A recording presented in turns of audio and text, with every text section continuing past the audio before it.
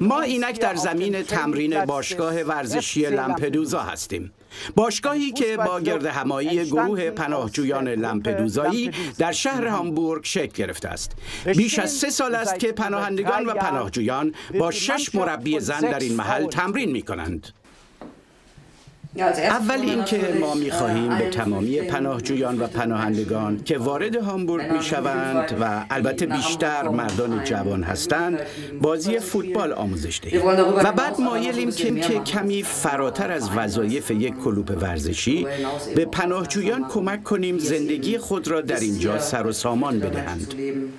ما می‌خواهیم امکاناتی فراهم کنیم که آنها جدای از این که از کجا می‌آیند و چه مدت اینجا می‌مانند بتوانند با ما فوتبال بازی کنند.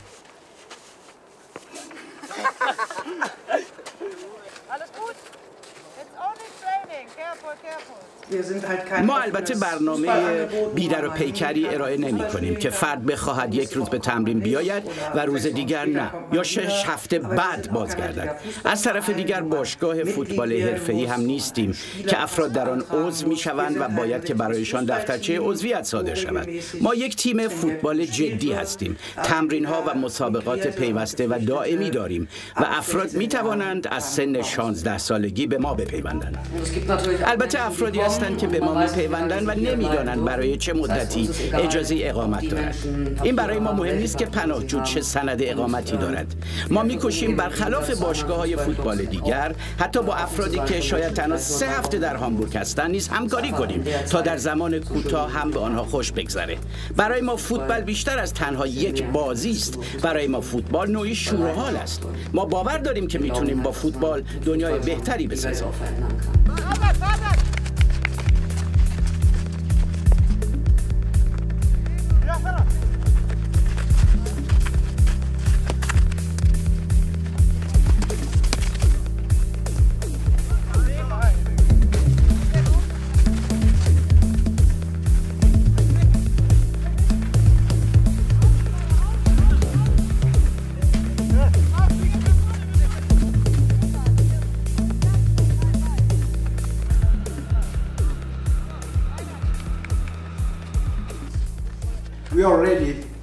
ما دوستان بسیاری در تیم فوتبال پیدا کردیم.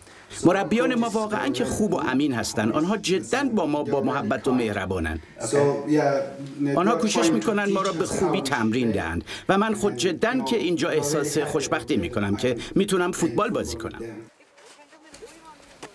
بله، در حقیقت اینجا خیلی زیباست. آدم احساس میکنه که به ورزش خیلی اهمیت داده میشه و رابطه دوستانه‌ای بین مربی‌ها و پناهجویان از یک طرف و بین خود پناهجویان از طرف دیگه هست. یه فضای زیبا و خوب. در این محیط خوب من نیز با میل با بچه‌ها بازی میکنم و این یه حال و هوای شادی بخش به وجود میاره. به پناهجویان تازه وارد در هامبورگ یا در آلمان به طور کلی به سهم خود خوش آمد میگویم و توصیه میکنم که اگر آنها پیش از این ورزش می‌کردند به دنبال راهی باشند تا بتونن به ورزش خود ادامه بدهند. و دیگه اینکه اینجا در هامبورگ امکانات و راه‌های بسیار فراوانی هست که یکی از آنها همین امکاناتی است که ما در تیم فوتبال خود FC لامپدوزا داریم. بهترین راه اینه که شما به پست الکترونیکی ما fc.lampedusa@gmx.de و یا صفحه فیسبوک ما FC لامپدوزا هامبورگ بنویسید و پیام خود را در آنجا بگذارید. به افرادی که در هامبورگ و یا در آلمان تازه وارد هستند میگویم که ما خود و امکانات ورزشی خود را به شما توصیه میکنیم.